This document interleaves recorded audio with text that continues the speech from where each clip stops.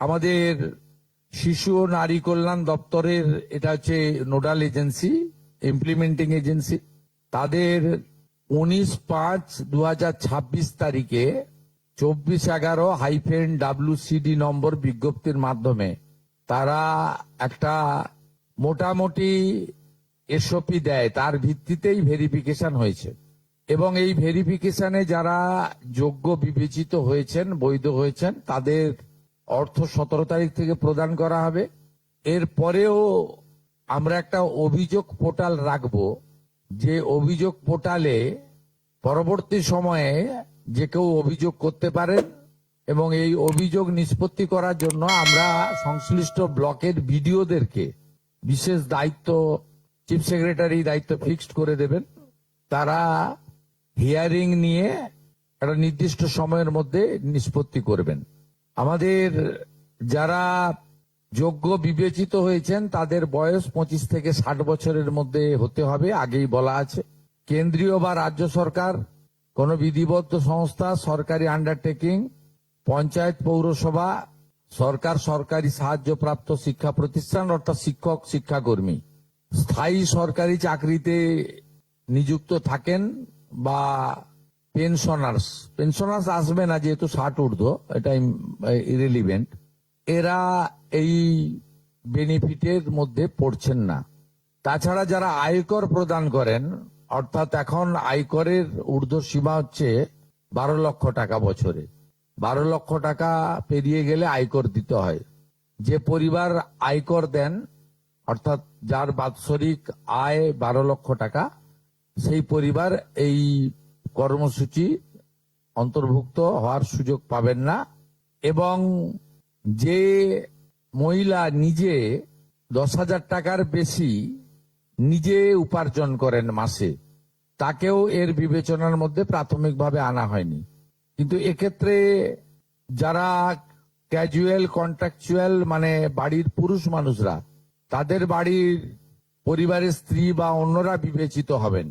যদি কোনো মহিলা, এটা একটি নারী অর্থনৈতিক সশক্তিকরণের স্কিম, সেক্ষেত্রে যিনি সরাসরি নিজে 10,000 টাকার বেশি উপার্জন করেন তাকে বিবেচনা করা হবে না। 25 থেকে 60-এর মধ্যে যারা 3,000 টাকার কম ভাতা পান, ধরুন উইডো পেনশন 1,500 টাকা এই মাস থেকে হয়েছে, গত মাস পর্যন্ত ছিল 1,000 টাকা, তাদেরকে হায়ারটা দেওয়া হচ্ছে, 3,000 টাকাটাই দেওয়া হচ্ছে অন্নপূর্ণা যোজনাতে। এই ধরনের যত স্কিম 25 থেকে 60 মহিলাদের রয়েছে, যারা 3,000 টাকার কম পান বিভিন্ন ভাতা, তাদেরকে 3,000 টাকার অন্নপূর্ণা যোজনার ভাতাটাই দেওয়া হচ্ছে। এক্ষেত্রে দুটি ক্ষেত্রে আমরা শিথিল করছি। একটা হচ্ছে দিব্যাঙ্গ ভাতা যারা পান, তারা দুটো ভাতাই পাবেন। তারা দিব্যাঙ্গ ভাতা যেটা আগস্ট মাস থেকে 1,500 হয়ে যাবে, সেটাও পাবেন। অন্নপূর্ণা যোজনা 3,000ও পাবেন, শুধুমাত্র ফিজিক্যালি চ্যালেঞ্জদের ক্ষেত্রে আর PM কিষাণ সম্মান নিধির ক্ষেত্রে। এই দুটি ক্ষেত্রে আমরা এটাকে শিথিল রাখছি। এছাড়াও এর আগে যেটা অনেক মহিলার নাম বাদ চলে গেছিল, 3 কক্ষ বিশিষ্ট বাড়ি, এটা গ্রামের ক্ষেত্রে এক্সাম্পট করে দেওয়া হয়েছে। গ্রামের ক্ষেত্রে কোনো বাড়ির সংখ্যা রাখা হয়নি, শিথিল করে দেওয়া হয়েছে। অর্থাৎ গ্রামীণ এলাকার মহিলারা এবারে আরো বেশি সংখ্যায় সুযোগ পাবেন। তাদের ক্ষেত্রে, গ্রামীণ ক্ষেত্রে 3 কক্ষ বিশিষ্ট বাড়ি, যেটা জুলাই মাসে ওই ক্রাইটেরিয়াটা থাকার কারণে অনেকে বঞ্চিত হয়েছেন, এবারে আর বঞ্চিত তারা হচ্ছেন না। এবং শুধুমাত্র জমির পরিমাণের ক্ষেত্রেও যে 7টি কর্পোরেশন রয়েছে, সেখানে শুধুমাত্র 50 ডেসিমেলের বেশি জমির মালিকানা যারা কর্পোরেশন এলাকা, কলকাতা, হাওড়া কর্পোরেশন এলাকা 7টি, পৌর এলাকা এবং গ্রামীণ এলাকাতে ছাড় দেওয়া হয়েছে জমির পরিমাণের ক্ষেত্রে। এর ফলেও আরো অধিক সংখ্যক মহিলা, গ্রামীণ মহিলারা বিশেষ করে, এবারে আপনার অর্থ পাওয়ার ক্ষেত্রে সুযোগ পাবেন। আমরা সরকারি অর্থ, নারী সশক্তিকরণ, নারীর অর্থনৈতিক ক্ষমতা বৃদ্ধি, এই লক্ষ্য রেখে প্রকৃত প্রাপকদেরকে আমরা দেব এবং প্রাথমিকভাবে সংখ্যাটা 17 তারিখে মাননীয় মন্ত্রী মালতী রায় মহোদয় আপনাদের জানিয়ে দেবেন। 17 তারিখ বিকেলে।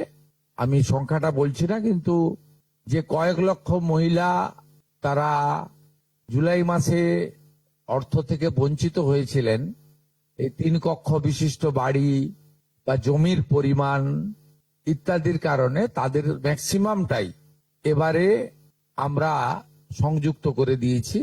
তাই আমি বিশ্বাস করি যে আগস্ট মাসে প্রদেয় অর্থে 100% না হলেও 99% প্রকৃত প্রাপকদের হাতে আমরা পৌঁছে দিতে পারবো।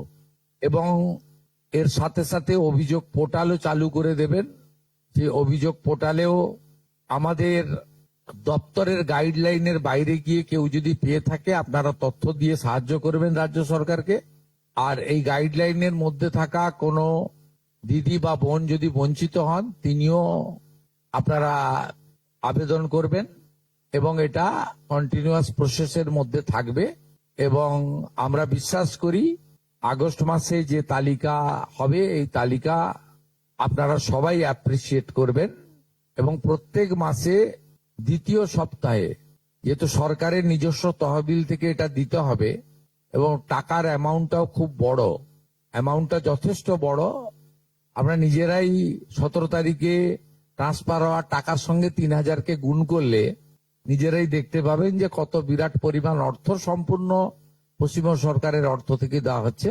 আমরা অর্থ দপ্তরের সঙ্গে কথা বলেছি, তারা বিগত দিনেও যে সরকারের 500 প্রথম, পরে 1000, 2 মাসের জন্য 1500 যে স্কিম ছিল, তাতেও মাসের দ্বিতীয় সপ্তাহে দিতেন মোটামুটি 10 থেকে 15 তারিখের মধ্যে। এক্ষেত্রেও প্রত্যেক মাসে 10 থেকে 15 তারিখের মধ্যে যারা বৈধ প্রাপক হিসেবে চিহ্নিত হলেন তারা পেয়ে যাবেন। এইটা ক্লিয়ার করলাম এবং আপনাদের সরকার আপনাদের পাশে আছে।